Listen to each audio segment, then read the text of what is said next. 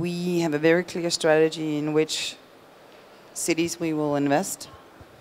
And it's the growing cities of the Nordic area.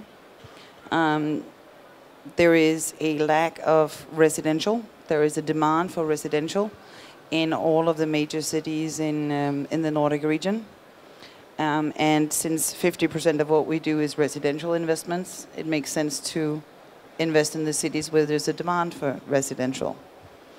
We will not go to the smaller cities to invest there, because there it's more a rental play, where you're focused, where your main concern is, are there actually going to be tenants for your properties? Then for now, we are staying in the big cities where there will always be tenants, because there's a demand. In most of the bigger cities, there's actually practically no vacancy in residential. So that is a big factor to us. Secondly, on commercial, where you live is also where you want to shop, and you have a tendency of wanting to work fairly close by where you live. Or the other way around, you want to live where you work. So it's sort of a cycle, and it really has an impact on each other. So there's specific cities that we have marked as cities of interest, and those are the cities that we're looking at. Yeah, so for us it's very strategy driven. So we work with these individual strategies.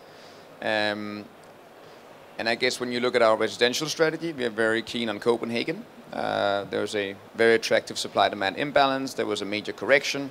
Land prices have dropped substantially. There we are active in the development space, where there's some nice barriers to entry for international capital.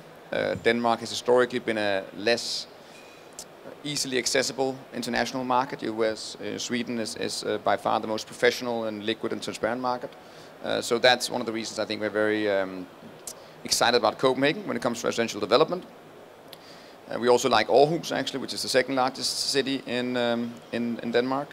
When it comes to necessity-anchored retail, which is another one of our strategies, then we fundamentally like all of the large growing capitals in the Nordics, from similar reasons, the urbanization trend. We see less opportunity in Norway. We're a little bit worried about retail. Retail in Norway has been growing in an unsustainable way for a very long time. So we see some risk there.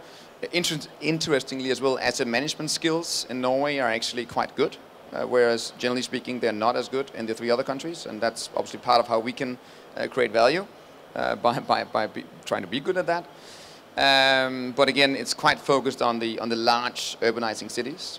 Then finally, when it comes to self-storage, same story. I mean, that's really focused on the capitals. It's the same, you're buying into the same idea again, where we as a developer and an operator of self-storage business can sort of add some value on top of that underlying supply-demand imbalance, and where there's a nice barrier to entry. And then finally, when it comes to logistics, it's slightly different. So there are, well, not to bore you, but I guess there are sort of principally two types of logistics assets we focus on, which is cross-docking and DCs. DCs are not really located in the cities. There are approximately 20 locations that are interesting in the Nordics. So that is, that's not driven by the urbanization trend, essentially. And then you have the cross-docking, which are really the last mile delivery points. They need to be around the cities. There is certainly something that makes it more interesting because of urbanization, given scarcity of land. But so it's very specifically driven by the individual strategies.